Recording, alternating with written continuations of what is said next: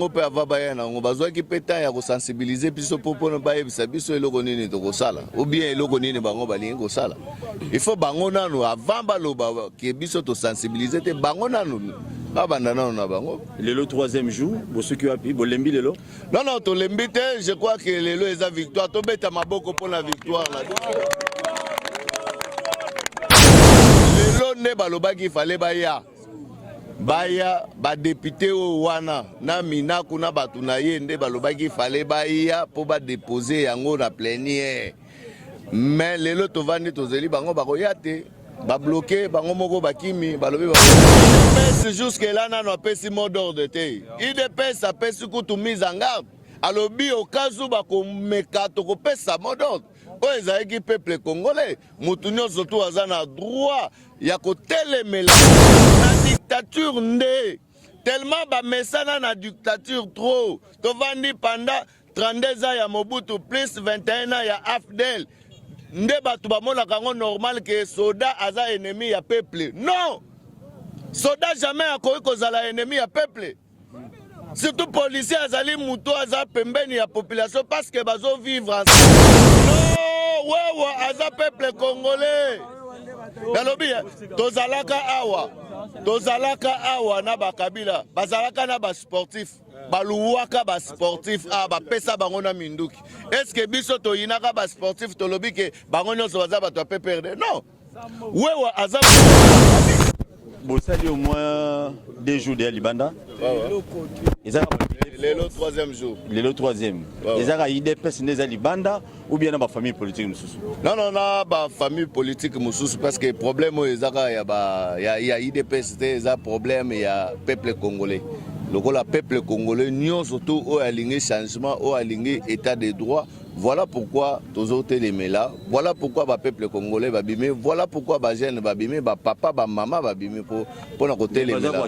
Vous expliquer quand même les militants loi ngolinge lobaninité parce que za ba militant mususu na batu mususu ba bimananzela bazo baté loi ngolinge lobaninité mais bino bo memba en tout cas boy loi o ya justice ka boy non batu mususu ba comprendre ngoti est-ce que besoin ina temps pour sensibiliser mais est-ce que bango peut avoir bayana ngo bazo ki peta ya ko sensibiliser biso popo no baye biso eloko nini to kosala ou bien eloko nini bango balingi kosala. Il faut bango nanu avant baloba ke biso to sensibiliser te bango nanu. Le troisième jour, ceux qui ont appris, bolembi lelo.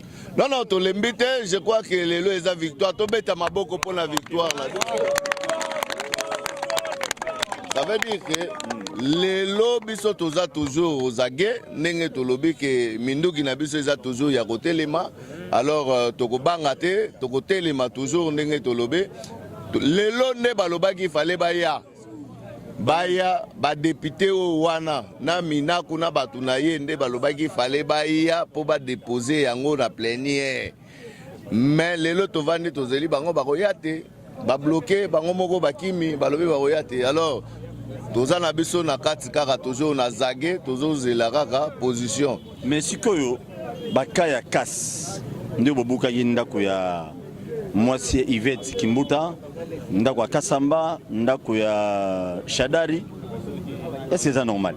Nani wa buka ndako ya Kasamba o monaki obien na ye yo mona ngate ke nazaye ko mobiliser bato tozaki na biso na terrain oyo babuka ki wana eza ba miyibi na bango moko oyo bachaka wana babombaka yo yebi ke obombi ba miyibi bazana ba machette opesi bango po basani tango bakomona bazana nzala bakosani bakolinga bapiye po basani bakosela bato misusu bango moko bato liboso bapiye yo yebi ndenge ezalaka te so bombi bakuluna bakosani bakoluka babalukela yo peuple congolais kozala zo manifester na ye bango ba profiter na manifestation ya population po basala nini bayiba bapiye IDPS ezali parti ya bavoyou bakulu IDPS jusque là nano apesi mot d'ordre te IDPS apesi kutu mise en garde alobi au cas où bako meka to ko pesa mot d'ordre o ezaki peuple congolais mutu nyonso to azana droit ya kotelemela bato eza article 64 ya constitution oyo elobi ke groupe d'individus ou bien baindividu mibale oyo balingi baexercer pouvoir na makasi ou bien bakanga yango na makasi peuple congolais aza na droit ya kotelemela bango ou bien kofaire échec na bango eza droit na FCC balobi makama badepute etali kaka badepute etali bato mosusu te baloi ezovotame badepute wana baza eli par le peuple nde mutu atindi bango kuna yo idepute aza mwana mosala ya population nga natindi yo te okende koengage nga na bamakambo moko ezanga ntina natindi yo na makambo ya malamu loi wana eza mabe poni loi wana ezali mabe parce que justice ekozala esu indépendante te ekoma kodépendre na ministre ye moko akozala na droit ya kotia bamagistrat ye moko akozala na droit ya konome bamagistrat akokutana peut-être magistrat moko na wana ye na problème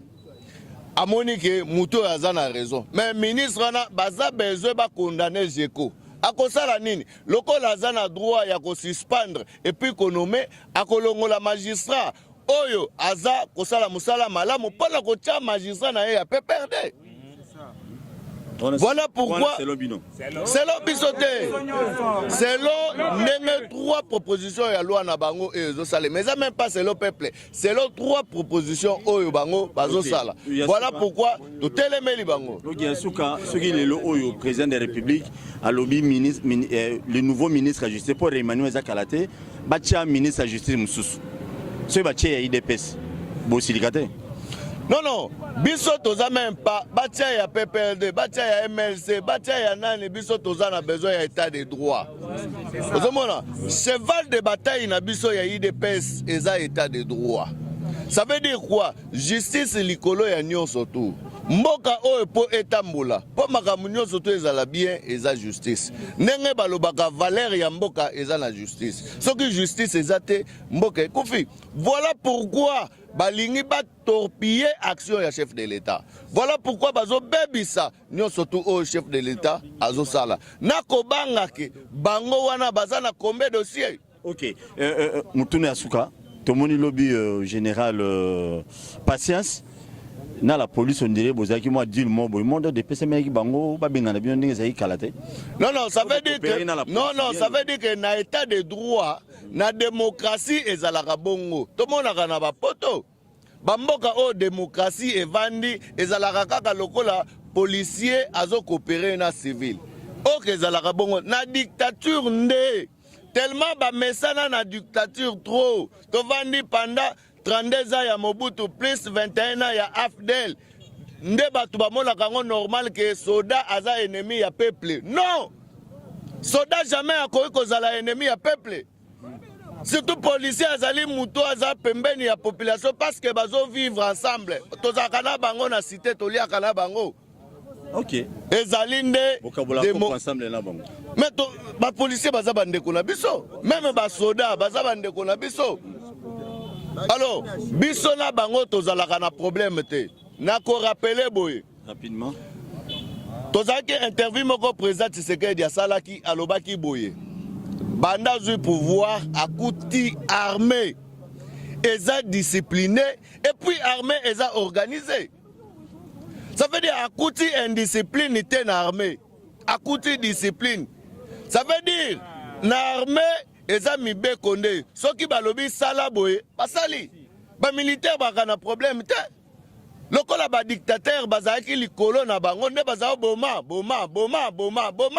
nde bazao boma mais lokola démocratie ezali batutu bazo quand même ko jouir na démocratie. En tout cas lelo mboka quand même eza ko pesa posa ya ko vivre. Et c'est mon abino eza parce que mouvement banane na Kinshasa to moni yango na Lualaba to moni yango na bandundu pe lisusu to moni susu na Mbashi et puis Mbandaka.